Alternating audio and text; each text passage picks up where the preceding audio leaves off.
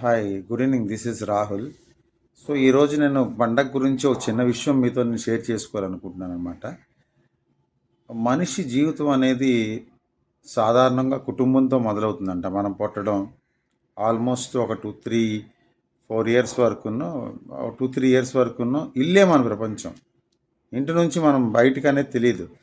24 గంటలు మన అమ్మ కానీ లేకపోతే నానమ్మ కానీ అమ్మమ్మ కానీ ఎవరో ఒకరు పర్యవేక్షణలో ఒక్క క్షణం కూడా మన జీవితంలో ఆ 2, 3 ఇయర్స్ ఒక్క క్షణం కూడా అప్పుడు మనకు ఊహ తెలియదు. కానీ మనం ఒక్క క్షణం కూడా వాళ్ళ పర్యవేక్షణ లేకుండా మనం పెరగలేదు. సో స్టార్టింగ్ మనిషి జీవితం అలా అవుతుంది.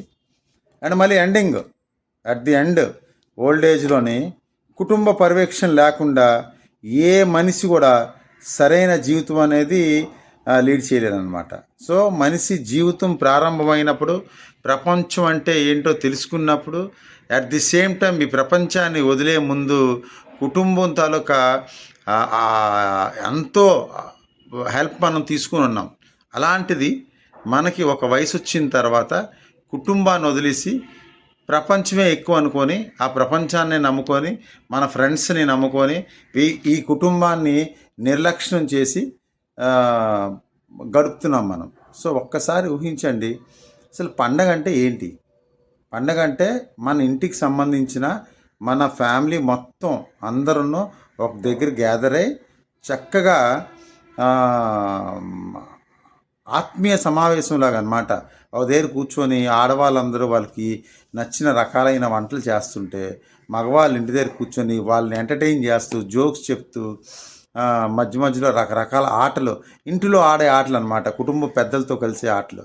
సో అలాంటి ఆటలు ఆడుతూ సో ఇప్పుడు యాక్చువల్గా ఒకప్పుడు అంటే సినిమా హాల్కి వెళ్ళి సినిమాలు బయట చూడాలి. కానీ ఇప్పుడు అలాంటి పరిస్థితి కూడా అవసరం లేదు మనకి. అమెజాన్, నెట్ఫ్లిక్స్ ఇలాంటి మంచి మంచి ప్లాట్ఫామ్స్ వచ్చాయి. ఇంటిలోనే టీవీలో మంచి సినిమాలు మనం చూసుకుంటూ కుటుంబం అందరితోని మనం ఆ 3-4 రోజులు గడిపి మన భావితరాలకు ఇవ్వాల్సిన మెసేజ్ ఏంటంటే, అరే ఇలారా మనం గడపాలి అని చెప్పి మన నెక్స్ట్ జనరేషన్కి ఒక మెసేజ్ మనం గతంలో ఇచ్చేవాళ్ళం అనమాట. ఇది మన సాంప్రదాయంగా ఉండేది. సో అసలు అసలు పండగ అంటే ఒక సాంప్రదాయం అనేది మనం ఎందుకు సృష్టించామంటే ఇది ఓన్లీ మన నెక్స్ట్ జనరేషన్కి అలవాటు అవ్వాలని. సో వీడియో ఎండ్లో నేను చెప్తాను అసలు పండగ అంటే ఏంటి, నా అనుభవం పండగ అనేది ఎలాగ అసలు స్టార్ట్ అయ్యింది అనేది. సో ఇప్పుడు మనం మధ్యలో ఉన్న వీడియోకి మధ్యలో ఎండింగ్లో చెప్తాను మీకు నేను. సో అలాంటి ఒక అట్మాస్ఫియర్ నుంచి ఈరోజు మనం ఎక్కడ బయలుదేరిపోయాం. మనం పండగ అంటే తీసుకెళ్ళి అత్తోరింటికి వెళ్ళామే అనుకుందాం. సపోజ్ ఆడదాన్ని అక్కడ వదిలేసి ఫ్రెండ్స్తో తాగడానికి, ఫస్ట్. సెకండ్ పేకాట. మూడోది అందరూ గ్రూప్లోని పందాలు ఆడడం. ఇదా పండగ అంటే? పండగ అంటే ఇదే అండి? ఒకసారి ఆలోచించండి మీరు. ఇదా అంటే మనం మన పిల్లలకి మనం ఇదే చెప్తామా?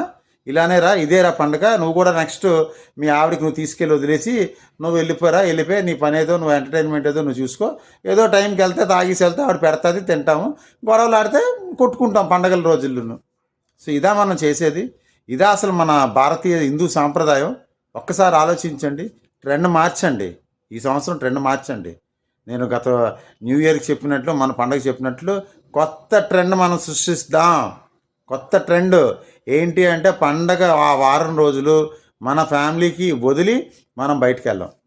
అందరు ఫ్రెండ్స్కి టాటా బాయ్ బాయ్ చెప్దాం. కలవండి వద్దు అని అనడం లేదు.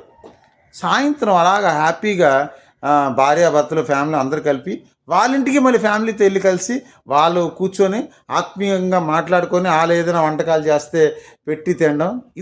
ఇది నేను I'm not against to the friends and relatives. But మన కుటుంబాన్ని నిర్లక్ష్యం చేసి ఇటు మనం మందు తాగడానికి బయట ప్యాకాట్ ఆడడానికి అదే అసలు తాగడం ప్యాకాట్ అసలు కొంతమంది అది ఆశ్చర్యం. ఊర్లు హైదరాబాద్ నుంచి వచ్చి విజయవాడ అటు సైడ్ అసలు 1 వీక్ ఇదే పని అనమాట వాళ్ళకి. మరి ఇంకే పని ఉండదు. మళ్ళీ వీకెండ్కి అంతా సర్దుకొని హైదరాబాద్ వెళ్ళిపోతారనమాట. సో ఇది కాదు యాక్చువల్ మన భారతీయ సాంప్రదాయం. సో మళ్ళీ ఒక్కసారి మన సాంప్రదాయాన్ని మనం గౌరవిద్దాం. ఈ విధంగా మళ్ళీ కొత్తగా పండగని మనం సెలబ్రేట్ చేయడానికి ఇది ఒక కొత్త నాందిగా పలుకుతాం. సో ఇప్పుడు అసలు పండగ అంటే ఏంటి అనేది నేను నాకు అర్థమైంది, నేను చెప్తాను. నాకు అర్థమైంది, నేను ఎక్కడ చదవలేదు సుమా, అండ్ ఇది రైట్ అన్నాను. నా నా వ్యూ నేను షేర్ చేసుకుంటున్నాను. అసలు పండగ భోగి ఎలా పుట్టాయా, అసలు దాని అర్థాలు ఏంటి, నా వ్యూ నేను షేర్ చేసుకుంటున్నాను. దయించి మీరు వినండి, వీడియోని స్కిప్ చేయొద్దండి, వింటే మొత్తం వినండి. దానివల్ల ఏంటంటే అట్లీస్ట్ మంచో చెడు ఒకటి తెలుస్తుంది, మీరు నిర్ధారించుకుంటారు. కమెంట్ చేయండి, దానివల్ల నాకు కూడా అర్థమవుతుంది అన్నమాట, నేను చెప్పిన మాటలు, నేను చెప్పిన సబ్జెక్టు రైటా తప్ప అనేది. సో పాయింట్ నెంబర్ 1, మా జనరల్గా ఏంటంటే అగ్రికల్చర్ జనవరి కన్నా ముందు 4-5 నెలల ముందు స్టార్ట్ అయిపోతుంది. పూర్వం ఎవరి పొలాలకి వాళ్ళే కూలీలు, ఎక్కడి నుంచో కూలీలు తెచ్చుకునేవారు కాదు. మ్యాక్సిమం వాళ్ళే పనిచేసేవారు, ఆ ఫ్యామిలీకి సంబంధించిన వ్యక్తులే పనిచేసేవారు. ఇంకా పెద్ద పొలాలు అయితే ఎక్కువ మంది కూలీలు బయట నుంచి తెప్పించుకోరు, అది వేరే విషయం అనుకోండి. సో ఈ టైంలో వాళ్ళు ఇల్లు ఏదైతే ఉంటుందో ఆ ఇల్లు తాలూకా మెయింటెనెన్స్ అనేది సరిగ్గా చేసేవారు కాదన్నమాట. ఈవెన్ వంట కూడా పొలంలోనే వండుకొని అక్కడే తినే పరిస్థితి ఉండేది. ఇలాగా ఆ ఇల్లు మొత్తం నిర్లక్ష్యానికి గురయ్యేది. సో అప్పుడు మొత్తం ఈ ఫలసాయం, అదే 4 నెలలు అగ్రికల్చర్ ఏదైతే మన వ్యవసాయ పని అంతా అయిపోయిన తర్వాత జనవరిలోని అసలు ధాన్యం ఇంటికి వచ్చిన తర్వాత, లేకపోతే ఇంటికి రేపు వచ్చేస్తాయంటే ముందు రోజు ఏం చేసేవారంటే ఇల్లంతా ఒకసారి క్లీన్ చేసేవారు. చెత్తగా ఉండేది కదా, ఇల్లంతా మొత్తం క్లీన్ చేసేవారు. సో ఆ క్లీన్ చేసి వచ్చే వ్యర్థం అనేది, అప్పుడు పాపులేషన్ తక్కువ కుటుంబాలు అనమాట. ఏదైనా పాడైపోయిన కుర్చీ ఇరిగిపోయినా ఈరోజు అంటే మనం ఆన్లైన్లో OLXలో అమ్మేస్తున్నాం, చిన్నవి చేయించి. అప్పుడు అలా కాదనమాట. కొనేవారు ఎవరు ఇలాంటి యూజ్డ్ ప్రొడక్ట్స్ ఒకరి ఇంట్లో వాడిన వస్తువు కొనడానికి ఇష్టపడేవారు కాదు. అలాంటి ఒక అట్మాస్ఫియర్లో ఆ ఇంట్లో ఉన్న రద్దంతాను ఒక దగ్గర చేర్చి, బై డిఫాల్ట్ జనవరి అంటే చలికాలం, సో కాల్చేవారు అనమాట. సో అలా కాల్చే ఒక పద్ధతిని భోగి మంట అని, అందులో ఎలాగా కాలుస్తాం కాబట్టి పిడకల్లో పెట్టేవారు అనమాట. ఆ పిడకల నుంచి పిడకలు కాలితే ఏదైతే పొగ వస్తుందో ఆ పొగ అనేది అది చాలా మంచి, ఎన్నో జబ్బుల్ని నయం చేసే ఒక ఇదనమాట. సో అది ఒక సైంటిఫిక్గా ప్రూవ్ అయింది. గోమూత్రం కానీ, గోతాలకు ఆవుకు సంబంధించి ఏ బై ప్రొడక్ట్ అయినా అది మనకి ఎన్విరాన్మెంట్ అండ్ అట్మాస్ఫియర్ అండ్ మన హెల్త్కి కూడాను లింక్ అయి మంచిగా ఉండేదన్నమాట. సో అలాగా ఏదో ఒక మనిషి భోగి మంట, భోగి అంటే ఒక మంచి అదేంటది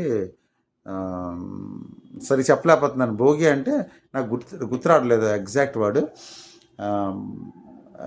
ఇంగ్లీష్లో చెప్తానంటే చాలా పవిత్రమైన మంట అనమాట. భోగి అంటే పవిత్రమైన మంట.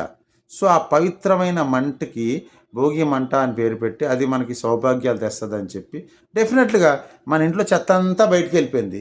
ఆ చెత్త వల్ల పురుగులు, క్రిమి కీటకాలు ఇంకా పుట్టి మనకి హెల్త్కి పాడు చేసి, సో మన ఆరోగ్యాలు పాడవడానికి కారణమయ్యేది ఎప్పుడు డెఫినెట్గా అలాంటి వ్యర్థం మనం బయటికి తీసేస్తే సౌభాగ్యాలు మనకు వచ్చినట్లే కదా. సో ఇలా అన్నమాట ఒకటి ఫస్ట్ భోగి అనేది. నెక్స్ట్ పండగ అంటే ఏంటంటే, చూడండి, మనం సంవత్సరం అంతా అనేకమైన దేవతలు పూజ చేస్తాం. ఎక్కడ కూడాను మన పితృదేవతలకు పూజ ఉండదన్నమాట. సో మన ఇంటికి ఫలసాయం వచ్చిన తర్వాత ఫర్ ది ఫస్ట్ టైం అదేదైతే ధాన్యం ఉందో మన పితృదేవతలు మనం పెట్టాలి అని చెప్పి ఒక పూజా కార్యక్రమం ఏర్పాటు చేసుకున్నాం అనమాట.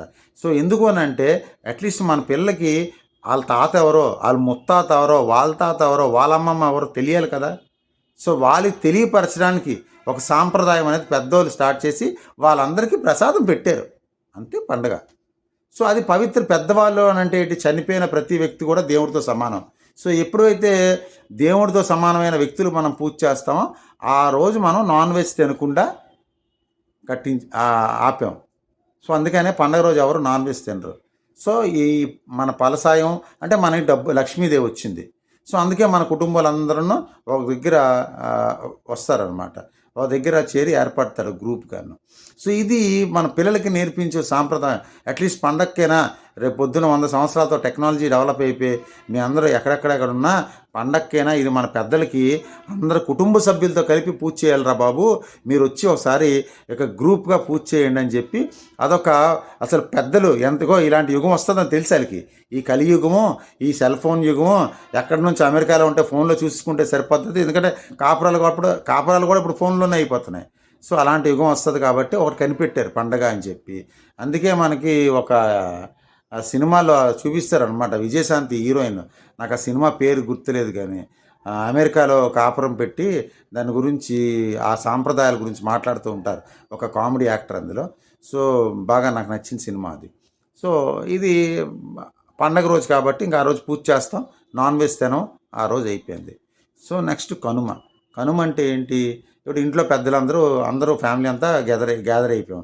కనుమ అంటే మటన్ తినేసి మందు తాగడం కాదు, ఫ్యామిలీ అంతా గ్యాదర్ అయిపోయిన తర్వాత ఇప్పుడు ఫస్ట్ భోగి మంట రోజు కూడా మామూలు సాంప్రదాయం, రెండో రోజు భగవంతుడు ట్రెడిషన్, మూడో రోజు ఇప్పుడు ఏంటి అంతా నాన్ వెజ్, మంచి మంచి వంటకాలు చేసుకొని ఆ రోజు మనం, మన కుటుంబ సభ్యులు, మనకి దగ్గరైన మన కూతురు, అల్లుడు, బంధువులు, ప్లస్ మన ఇంట్లో పనిచేసే పాలేర్లు, మన పొలంలో పనిచేసిన వ్యక్తులు, వీళ్ళందరికీ కూడాను మంచి భోజనాలు, బట్టలు పెట్టి పంపించడం, అదొక సాంప్రదాయం. అది కనుమ అయిపోయింది. ఇంకేంటి ముక్కనుమ. ఇప్పుడు మనుషులందరం అయిపోయాం మనం.